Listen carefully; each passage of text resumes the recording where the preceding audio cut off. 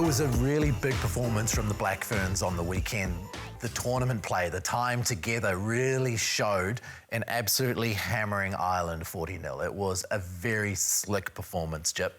It's the zero that impressed me the most. Like we know they've got points in them, this Black Ferns side, but that defensive effort, they tackled around 92%. They had 12 dominant tackles, which is not a stat that I suppose we've come accustomed to for their defensive. So that's a big growth. That's an important growth. As we know with England, they dominate a lot of collisions. So if they can bring that, but I think the performance as a whole, they've said we're here and we're coming to defend it. You know, it was so clean. Like Renee Holmes, I think that's the best test I've ever seen her play. She was just sensational. The ability, her kicking was great, but that catch pass when Waka sort of throws it out the backhand and just to give it, and it was 10, 15 metre pass right on the chest. Oh, she was the best on ground for me. Yeah, I was just really impressed with the defence. Like those numbers are really good. It was more so the connection that they have. It seemed like whether it was Waka or whether on the wing with the wingers that were on there as well, Sorenson-McGee, they were all connected. So the defensive pressure that they put on Ireland, like they tried to play. Like you look at that first 10 minutes, they were trying to hold onto the ball, but the efficiency around the breakdown with the loose forward trio, even the tight five to be able to put pressure on was really good. And then I just think that was probably like Stacey Waka's one of her best performances that she's had this year. I think the example that you were using, but her distribution skills, because I think like Sylvia Brunt, her dominant carries and how she was getting over the advantage line to give that good front foot ball was a good combination with those two going. So I thought it was like Stacey Waka's best performance, and I just think the kicking game, like we touched on the last World Cup, they obviously didn't kick, but they've made a big evolution through the last World Cup that they want to kick on their own terms. And like, look, Renee Holmes, I think, is going to be a big part in and around what she can provide, like kicking off with both feet. Like they had 24 kicks yesterday, and they had 901 metres kicked, which you think about for a New Zealand team compared to what we've seen in the past, like that's just a massive change in terms of what they've done. So I think I was really impressed with that, and I guess more so the turnover rate. Like 15 turnovers isn't high considering what we've probably seen with the Black Ferns in the early part of the year, but I think just a statement win, and I think the zero is a big part of that. The defensive pressure they put on that Irish team, they just put them into submission.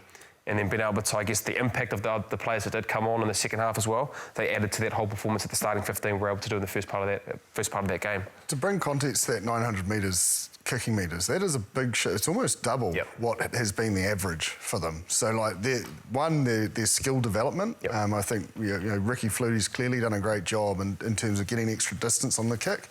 But they're starting to, I suppose, we know that Alan Bunting has wanted the kicking game to improve, but they're starting to see the rewards of a lot of hard work, I'd say, on the training paddock to get the accuracy and the distance, because the distance is massive. Like I think previously, most of the time, they'd have 24 kicks for 500 metres. Now, and I don't think it was by choice. That was still trying to go for a territory game, but they just didn't have the length on it. That's outstanding and a big part of the defensive effort as well, because when you can put teams down that end and you're sort of defending on your terms is just such a great way, I suppose, to be playing rugby. And I think the best thing about it as well, like Renee Holmes, her kicking in length was obviously really big off both feet, but all the backs are kicking, so it's not just like it's one or two people that you've got to be able to worry about if you're trying to defend the Black Ferns with the kicking game. And so the evolution and the growth of all the girls in terms of that squad the last 3 years post the last World Cup, you've seen a massive improvement with the stats that I did touch on. So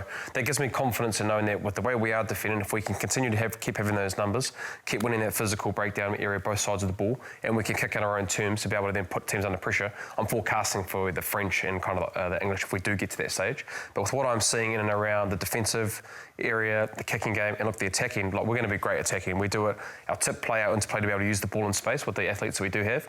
I'm confident in that space, but it's been the evolution in the other parts of the game, which is really pleasing against a pretty good Irish team as well. Yeah, and I really liked our punch off the bench. Like, Tukuafu was massive in terms of energy and effort and continued on the great work that the sort of starting loose forwards had. But then Maya Joseph, like the pass, the Christmas of her pass, and I think that competition for that 9 spot, it was having that punch come off the bench, I think is going to be massive, because they'll be in the contest if they get to the final, like it'll be close. and it'll come down to, you know, probably the last sort of 10 minutes, and having that sort of injection of, I suppose, speed and physicality is, you know, it's a strength. There's, you know, we look at the South African male team of the bomb squad, it feels like the balance of this squad is right. Like, I know they'll all want to start, but actually both those players with, you know, sort of fire in their belly off the bench is a really good mould for this Black Ferns team, I believe.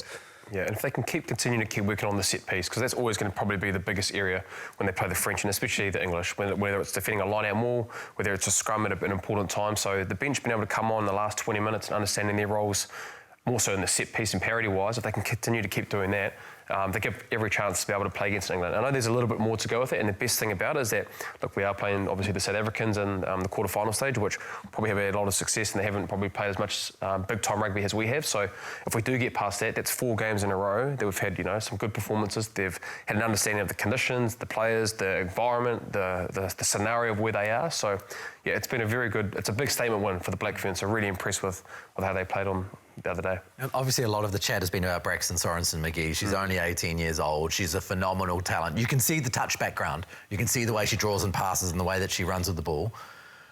But having her on the right wing with Holmes at fullback seems to provide a balance. Yeah, I just think I think Bryn's right as well. I think Waka's form and Renee Holmes is allowing her to just hold the edge. And I also think Georgia Miller's playing quite a nice little role on that right edge as well.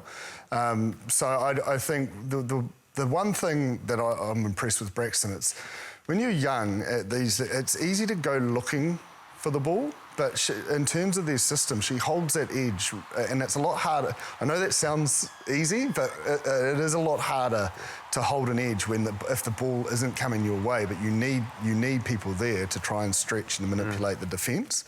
And she's getting the rewards at the moment. You know, ball's coming her way, and she's scoring some tries. But I think it's not always going her way, and I do admire. I suppose those are the sort of things I look for, especially in young players, is that ability to stay within the system. So I suppose it's a roundabout way of saying, like, she's not, although the highlight package is building, she's not looking for it, you know, like she's not forcing it. She's just letting the game come to her, which I really like. And that's why I think, like, the combination, I think, with Renee Holmes and probably Stacey Waka, the combination that they've had along with Brunt and her physicality to be able to give the advantage line, it's putting her away. So all, you know, Braxton really needs is a one-on-one, very similar to a Portia Woodman or Vaha Kolo or whoever it may be, Letiang, if they're in that position. Give that person just a one-on-one. So the distribution skills with those girls, especially Holmes and Waka, in that island game, it gives the opportunity for your outside. When outsides are scoring, the work that's been done on the inside, they're getting the ball to them to be able to score the points. So, yeah, some really good performances from that midfielding and Renee Holmes as well. She's also, for someone who's very slight, quite courageous. Tough, man. She's tough. Yeah. Like, whether it's even defensively, there's a couple of shots that she put on full speed ahead, and she's not a very big girl. You know, she's probably going to put a little bit more size on the more she does play and then gets into the high performance environment. But yeah, she's brave. She doesn't shy away from contact.